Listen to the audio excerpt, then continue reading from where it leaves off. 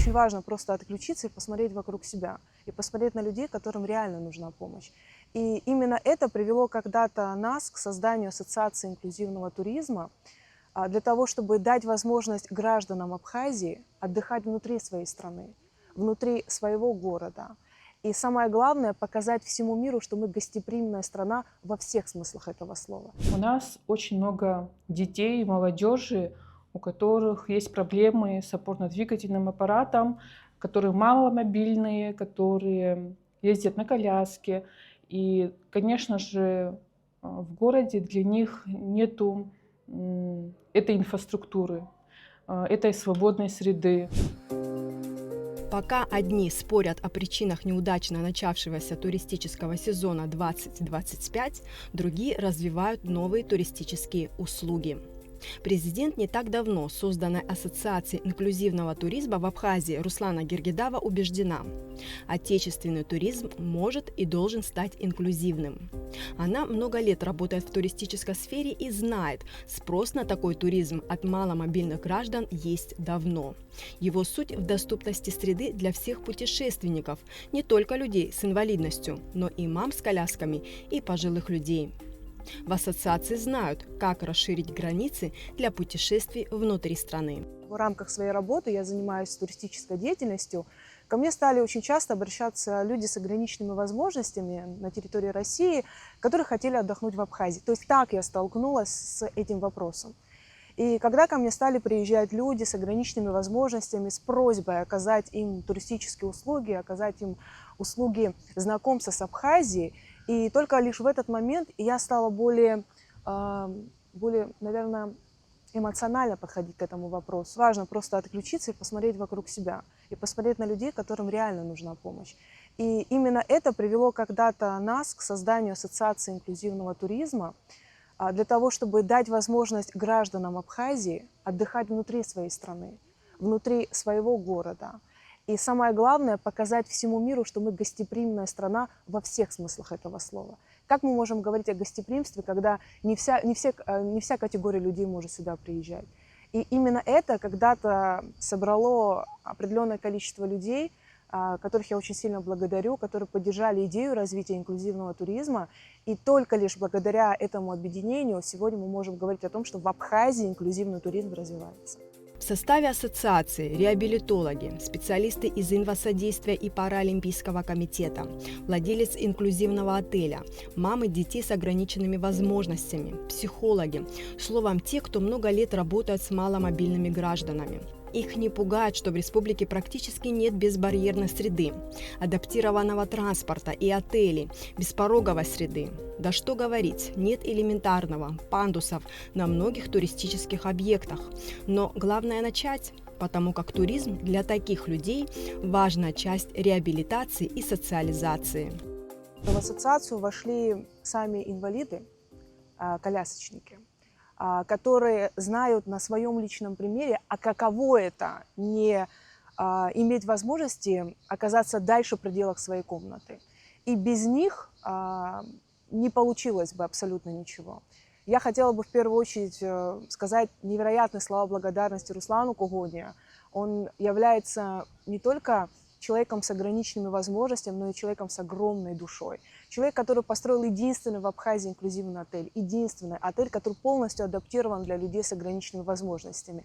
И для слабослышащих, и для слабовидящих, и для людей, у которых нарушена опорно-двигательная система. И Тимур Чанба, который также является молодым человеком, который является человеком с ограниченными возможностями, но он везде находится рядом с нами. Они говорят о том, как будет удобнее человеку на инвалидной коляске проезжать на пляж, подниматься к храму. То есть это не только ГОСТы. Естественно, что все, что связано с созданием доступной среды на туристических объектах, мы исходим из соображения ГОСТов. Но всегда нужно учитывать географический рельеф, всегда нужно учитывать природные ландшафты нашей страны, которые не всегда подходят под ГОСТы. И именно представители нашей ассоциации, которые являются людьми с ограниченными возможностями, очень сильно нам в этом помогают. И именно они дают возможность как раз-таки самое тяжелое деткам, которые, к сожалению, являются у нас инвалидами, которые не могут встать с собственной кровати, они нам помогают и говорят, как правильно это все сделать для того, чтобы абсолютно все категории инвалидов Абхазии могли почувствовать на себе именно отдых. И поэтому мы говорим о всех критериях людей с ограниченными возможностями, и мы создаем доступную среду абсолютно для каждого. У Тамары Басаря 3 детей. 3 года назад она организовала сообщество мам, воспитывающих особенных детей. Ее старший сын учится во вспомогательной школе в Сухуми. Ему 12 лет. Долгие годы реабилитации дали результат. К 9 годам он начал ходить. Тамара знает, какие трудности испытывают дети с особыми потребностями. В ближайшее время у нас состоится регистрация общественной организации, она будет уже под другим названием, и сообщество женщин, воспитывающих особенных детей как сообщество, будет уже как отдельным проектом, и будем дальше работать и развиваться на 2 направления. Это социализация и самореализация молодых людей с ОВЗ. У нас очень много детей и молодежи, у которых есть проблемы с опорно-двигательным аппаратом, которые маломобильные, которые ездят на коляске. И, конечно же, в городе для них нету этой инфраструктуры, этой свободной среды, потому что, чтобы как-то реализоваться, отдыхать, нужно, чтобы человек с ограниченными возможностями, то бишь человек на коляске, мог свободно передвигаться. Это, на мой взгляд, очень большая проблема. У нас нету специального адаптированного пляжа. Он, конечно, заложен сейчас в проекте, его будут реализовывать, но до этого его же не было. Это была огромная проблема. У нас очень разные дети, и многие из них, они жаждут путешествовать, выходить из зоны комфорта, ездить по разным направлениям. У нас туристические объекты очень красивые, и многие дети у нас не мобильные из-за того, что вот им трудно передвигаться. Также у нас отсутствует общественный транспорт, который предполагает какие-то удобства для таких детей. Также есть другая категория детей, у которых есть сложности с восприятием. Для них, на мой взгляд, нету информации о доступных местах, о сервисах, где можно отдохнуть, где можно провести время.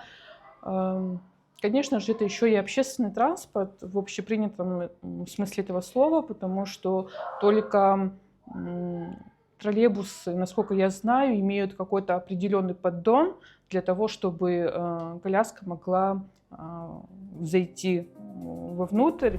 Люди с ограниченными возможностями здоровья хотели бы путешествовать и культурно развиваться. В Абхазии уже приступили к адаптации национальных туристических маршрутов для людей с ОВЗ. Совсем скоро они смогут посещать храмы Абхазии.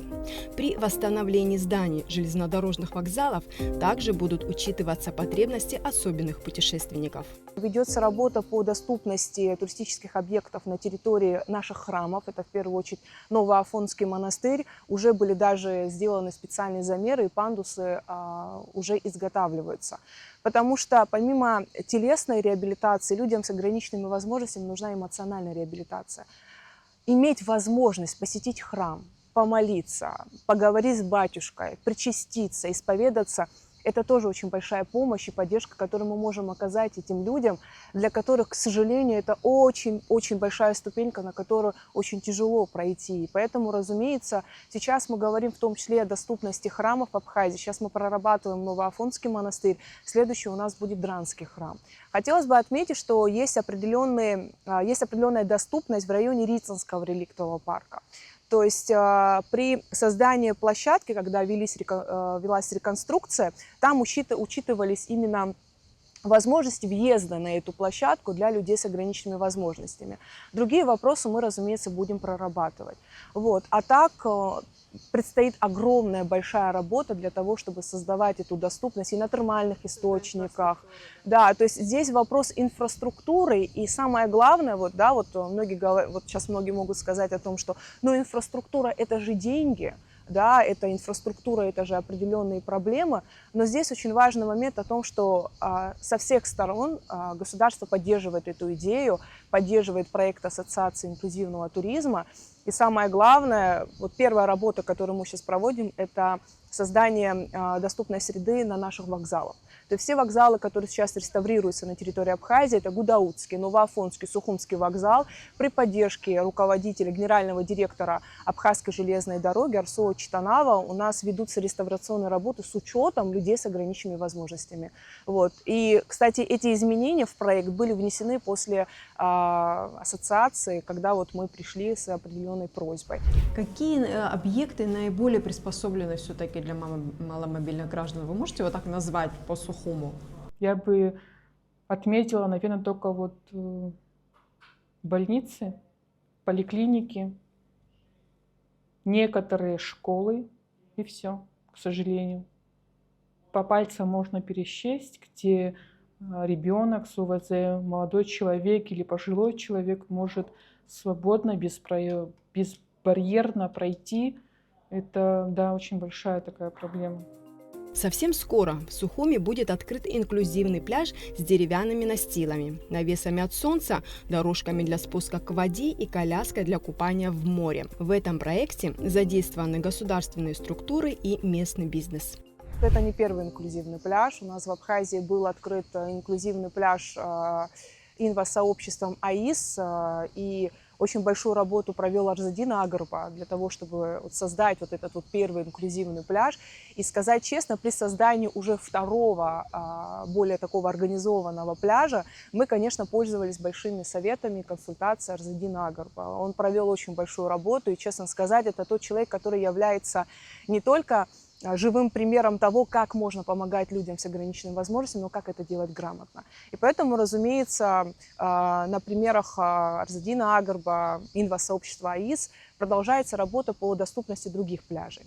В районе Сухума, в районе МВО открывается у нас новый инклюзивный пляж, где был создан специальный пандус для того, чтобы людям на колясках было удобно спускаться. Особенно это касается деток, потому что к нам в Абхазии стало очень много приезжать детей с ограниченными возможностями, для которых море – это прям мечта всей их жизни. Некоторые прям, знаете, открытки оставляют и рисуют себя на колясочке на фоне моря. По ГОСТу, то есть был сделан специальный пандус, были приобретены специальные деревянные настилы. По деревянным настилам они удобно могут проехать на своей коляске по территории пляжа. Далее была приобретена специальная коляска, коляска для купания в море. И были изготовлены на заказ шезлонги для людей с ограниченными возможностями. Также администрация города сейчас собирает нам раздевалку для людей с ограниченными возможностями, которая будет полностью оснащена всем необходимым внутренним оборудованием. И поэтому этот пляж, он будет полностью доступен для людей с ограниченными возможностями, совершенно бесплатный. Коляска для купания в море – это дорогое оборудование. Абсолютно любой человек, проживающий на территории Абхазии, гость нашей страны, может в любой момент прийти и совершенно бесплатно посетить этот пляж. И здесь мне хотелось бы также отметить большую поддержку, которую оказывает и семья Ашуба, которые держат в аренде этот пляж. Они нам полностью оказывают поддержку, хотя пляж у них коммерческий, но все, что касается доступной среды, все, что касается именно отдыха для людей с ограниченными возможностями, все будет совершенно бесплатно. На наших улицах почти не встретить людей с ограниченными возможностями. Не потому, что их нет. Просто им трудно выйти из дома. Нет тактильной плитки в местах пересечения маршрутов, вблизи входов для людей с ослабленным зрением. Не во всех домах работают лифты. Без посторонней помощи трудно сесть в общественный транспорт или попасть в магазин. В ассоциации уверены, соответствующие требования следует предъявлять застройщикам, чтобы они возводили объекты с учетом доступности инфраструктуры. А чтобы это исполнялось, прописать в законе. При создании определенных объектов инфраструктуры, именно туристической, когда не закладывались пандусы, когда не закладывались именно потребности для людей с ограниченными возможностями, особенно это касается и тактильной плитки. У нас вообще нет в Абхазии тактильной плитки для именно слабовидящих людей. У нас нету аудиогидов или каких-то видеоматериалов с определенной жестикуляцией для слабослышащих людей. Но мы к этому обязательно придем. Министерство туризма Республики Абхазия во главе с министром сказали, что окажут нам полное содействие в том, чтобы все туристические объекты на территории нашей страны со временем, разумеется, будут адаптированы под нужды людей с ограниченными возможностями. Сейчас мы разрабатываем письмо, которое мы будем направлять в парламент Республики Абхазия о том, чтобы при строительстве любых объектов на территории нашей страны, это же не только отели, это и магазины, куда не могут зайти не только люди с ограниченными возможностями, но даже мама с коляской не может пройти, пенсионер с палочкой не может просто подняться к какому-то магазину. Это и барбершопы, и парикмахерские, где мы будем в том числе просить людей устанавливать специальные пандусы по ГОСТу, и чтобы эти требования были рассмотрены на государственном уровне и внесены в закон о получении права на строительство. То есть этот вопрос мы будем на таком очень высоком уровне обсуждать. Письмо от ассоциации уже готовится, будет направлено в том числе во все наши инстанции, в аэропорт, который у нас строится, чтобы абсолютно везде при строительстве учитывались не только потребность, это необходимость для людей с ограниченными возможностями. Напоминаю, это и мамочки с колясками, это и наши пенсионеры, которым физически тяжело по этим непонятным ступенечкам подниматься. И поэтому, разумеется, этот вопрос будет выноситься на очень высокий уровень. Что касается доступности, в основном это набережные. То есть у нас в основном только лишь набережные. К определенным местам спуститься практически невозможно. Не то, что человеку с ограниченными возможностями, здоровому человеку пройти иногда тяжело к определенным туристическим объектам. Что касается термального источника, вот в восточной части Абхазии, только лишь второй адаптирован под людей с ограниченными возможностями, и мы будем работать как раз-таки вот с этим вторым источником, термальным, в селе Кындах, для того, чтобы адаптировать его именно под инклюзию. Первый, к сожалению, по своей расположенности, по форме строительства, очень тяжело будет адаптировать под именно людей, которых на колясках, потому что там очень высокий спуск. Установление специальных пандусов. По городу их не так уж и много. Что касается каких-то туристических объектов, там их нету вообще, к сожалению. Это тоже затрудняет передвижение. Также во многих гостиницах и гостевых домах нет условий для молодежи, для людей с ОВЗ, те, которые вот на коляске, и вот им передвигаться в таком направлении, вот, или в частном секторе, или вот, в каких-то больших гостиничных комплексах, к сожалению, сейчас нету такого, что вот при планировании и строительстве учитывается этот аспект. К сожалению, это очень большая проблема. Не только для приезжих, но и для местного населения. Тот, кто строит, тратит точно такие же деньги на организацию ступенек и крылечек, что и пандус. Руслана Гергидава говорит, инклюзивный туризм нужно развивать и в западной части Абхазии, где положительных примеров тоже мало. Я могу констатировать факт, что вот весь перечень туристических объектов Абхазии, к глубочайшему сожалению, не имеют никакой доступности, абсолютно никакой. Высокие пороги, высокие бордюры, непонятные спуски, по которым, я напоминаю, физически пройти здоровому человеку тяжело. Непонятные высокие наклоны, засыпанные гравием. Да, это большая опасность, которая есть на всех туристических объектах. И поэтому я могу по пальцам просто пересчитать, и напоминаю, это только лишь пляжные зоны вдоль набережных. А так, к сожалению, именно вдоль наших главных достопримечательностей, конечно, проблемы. Сейчас хотелось бы, наверное, также проговорить и Гагринский район, потому что работа будет вестись не только на территории Сухума, но и на территории Гагринского и Гудаутского района, где будут адаптированы в том числе пляжи, будут адаптированы туристические достопримечательности. Мы сейчас прорабатываем вопрос взаимодействия с Пицунским собором X века, вот со всем этим комплексом Питиум, для того, чтобы наши, скажем так, подопечные, наши ассоциации могли посещать Пицунский собор, посещать выступления именно органа. Вот. Но есть определенные объекты, которые невозможно адаптировать. Да? К примеру, вот Новоафонская карстовая пещера – это очень тяжелый туристический объект, его, к сожалению, не адаптируешь. Даже если адаптируешь, это будет очень опасно для именно людей с ограниченными возможностями. Тамара Басаря подчеркивает, чтобы люди с нарушениями развития получали равные социальные возможности, мало участия общественных организаций. Нужна поддержка государства. Дети не социализированные. Для того, чтобы их социализировать, необходимы проекты, программы, которые будут направлены на самореализацию и социализацию таких детей, такой молодежи, потому что многие кружки, многие спортивные площадки, они не предназначены для того, чтобы можно было бы поднять ребенка, допустим, на второй этаж или как-то его транспортировать вот, в общую вот среду. Также есть, на мой взгляд, проблема персонала, потому что это не только вот в туристических вот объектах, но и вообще в обществе, наверное, нету такого, что вот люди знают, как общаться с такими детьми, с такой молодежью, как работать с ними, потому что это не касается только тех, которые малоподвижен, кто на коляске, это касается и слабослышащих, слабовидящих. Это в общем, в контексте очень большая проблема, и которая должна, конечно же, решаться не только силами инициативных групп, но и государством тоже. Государство, конечно же, может нам помочь в реализации подобных инклюзивных проектов.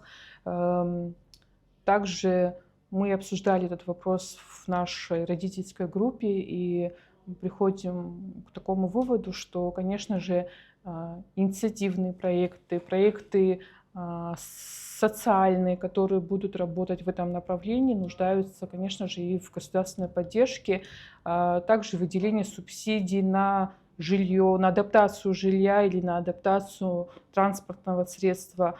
Это была бы очень хорошая помощь для такого населения. Важная составляющая проекта – инклюзивные экскурсии. Проводят такие туры единицы. К ним нужно готовиться заранее. Важно адаптировать маршрут, найти специализированный транспорт для колясочников, привлечь волонтеров, обеспечить доступную среду. К формированию инклюзивного тура мы готовимся заранее. Мы заранее подготавливаем локации, заранее предупреждаем о том, что мы приедем, для того, чтобы для нас была подготовлена парковочная зона, потому что там специальные машины со специальными мобильными пандусами, и поэтому для этого должно быть пространство. Мы обязательно предупреждаем персонал, потому что у нас в Абхазии, к сожалению, персонал совершенно не подготовлен для контакта с людьми с ограниченными возможностями. Они не знают, как себя вести, они хотят помочь, но, вы знаете, иногда они могут помочь так, что могут навредить. И поэтому заранее, естественно, что все эти вопросы мы проговариваем с нашими реабилитологами, психологами, каким образом персонал должен принять эту группу. И поэтому, когда к нам приезжают такие группы, мы к этому готовимся заранее. У нас с собой обязательно один реабилитолог, 2 волонтера, которые нас сопровождают. И водитель автотранспортного средства всегда является такой, знаете, рабочей силой, которая помогает иногда в каких-то местах поднять коляску с человеком для того, чтобы он где-то проехал. Но мы не делаем нигде ограничений. То есть они хотят увидеть город-герой Ткварчал, я покажу им этот город. Они хотят спуститься увидеть Ингурскую ГЭС, я покажу им Ингурскую ГЭС. То есть здесь самое главное не говорить им «нет». И я считаю, что таким образом мы и дадим возможность ускорить главам районов нашей страны, руководству нашего государства, чтобы именно вот этот процесс создания доступной инфраструктуры, чтобы все это, конечно же, происходило быстрее. Развитие инклюзивного туризма в Абхазии – это не только доступность для иностранных туристов, которые приезжают к нам отдыхать, которые хотят познакомиться с Абхазией. У нас в Абхазии есть очень много инвалидов войны. инвалидов Отечественной войны народа Абхазии. Одним из самых почетных членов нашей ассоциации является заместитель председателя фонда ветеранов и инвалидов войны Энзар Ашуа, который помогает нам не только словом, но и самое главное, он правильным образом может нас сопровождать именно в создании определенных туристических маршрутов. И поэтому наша ассоциация работает в том числе с местными гражданами. Тут очень важный момент, который я хочу проговорить. Я хочу, чтобы инвалиды Отечественной войны народа Абхазии, благодаря которым я могу сегодня здесь стоять, благодаря которым над моей головой сейчас птички, расцветают прекрасные олеандры, то есть вот это мирное небо над головой подарили они мне. И я могу сегодня стоять и говорить о том, что я могу организовать тур. И почему эти люди не могут отдыхать вместе с нами. И хотелось бы в первую очередь проговорить очень важный момент, что для инвалидов Отечественной войны народа Абхазии будут также проработаны специальные программы реабилитации. И я очень надеюсь, что мы будем в этом направлении дальше работать. И, конечно же, это одно из самых главных направлений. То есть не только иностранные туристы, не только люди с ограниченными возможностями, которые приезжают в Абхазию, но и, конечно же, это именно ветераны, которые потратили огромное количество не только здоровья, но и, самое главное, сил для того, чтобы сегодня, я напоминаю, мы могли так достойно представлять свою страну и развивать такое очень важное направление, как инклюзия. У меня очень много друзей, знакомых, те, которые также владеют общественными организациями в России и хотят приехать сюда на экскурсию, на какое-то мероприятие, даже буквально пригласить людей к себе. Это очень сложно, потому что люди боятся, как к ним будут относиться, как они смогут передвигаться. И на самом деле это не только для Абхазии такой хороший ресурс, но и для тех, кто к нам приезжает. И Абхазия в этом смысле могла бы быть такой, знаете, инклюзивным оазисом, где будут учитываться мнения, интересы не только граждан, но и тех, которые больше всего в этом нуждаются, людей с ограниченными возможностями. Безбарьерный туризм может стать имиджевым проектом для Абхазии, следовательно, важной частью государственной политики в сфере туризма.